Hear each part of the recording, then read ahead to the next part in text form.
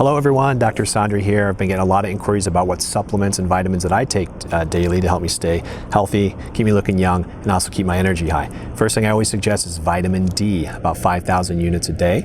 I also take a good multivitamin, a good probiotic, and then I also do something called bulletproof coffee to help my energy levels stay consistent through the day. And that's usually just coffee blended with ghee butter and MCT coconut oils. If I've had a grueling workout, I'll also take some branched chain amino acid to help with muscle recovery.